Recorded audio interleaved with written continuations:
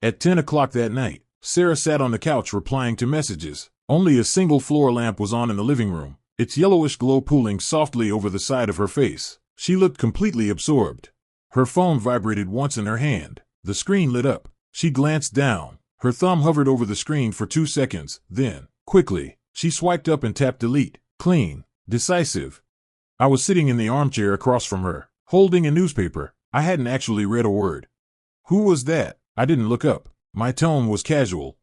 She lifted her eyes and smiled faintly. A coworker. Sent it by mistake. Nothing important. She turned the phone face down on her knee. Oh, I nodded and turned a page. The smell of ink was a little sharp. I noticed the clock on the wall. 10:07 p.m. That night, lying in bed, I listened to her steady breathing. Our bedroom was large. The curtains thick. Not a trace of light getting through. In the darkness, that hovering thumb and that crisp delete motion replayed over and over. The next day was Wednesday. I went to work as usual. During lunch, I logged into our shared family cloud account, last year, to back up photos of our daughter and family videos. I'd set it to sync automatically. Sarah knew, but she'd probably forgotten. I found the backup data from around 10:07 the night before. Restoring it was easy, just a few clicks. The message thread popped up. SMS. A number with no name saved. The most recent message was sent at 10:06 p.m. It was an address. Next Thursday. The usual place. Crown Hotel, 3201. Not a restaurant, not a bar, a hotel, a room number. I scrolled up. There weren't many messages, but they were clear enough. Spanning 2 months. Short, direct. Miss you. Me too. When can we meet? Let's find time next week. I'll book the hotel. No pet names, no long declarations, just concrete, purposeful information, like a work handoff. I closed the page. The screen went dark, reflecting my own face. No anger, no suffocating pain, just a cold sense of confirmation, like finally pressing down to the base of a hidden bruise.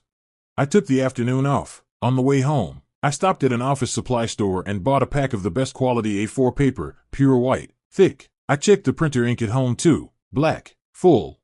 When I got back, the house was empty. In the study, I pulled up the restored messages, selected the key pages, and printed them. The printer hummed, feeding out pages that were still warm. I picked up the first sheet, smooth edges, a satisfying weight, black text pinned sharply against the white. I laid the pages out on the long dining table, dark cherry wood. It made the paper look even whiter. Beside them stood a slender glass vase holding the lilies Sarah had bought 2 days earlier. They were starting to wilt. Then I went upstairs and opened the walk-in closet. I took out the large black suitcase I usually used for business trips, its wheels still rolling smoothly. I opened my side of the closet. Shirts, suits, ties, underwear, socks. I folded and packed, neatly, quickly, without hesitation. I grabbed my toiletries and razor from the bathroom. A few books I often read from the nightstand. The suitcase filled fast. I zipped it shut. The sound was loud in the quiet house. I rolled the suitcase downstairs and stood it in the entryway. Then I walked back to the dining table, sat down, and waited.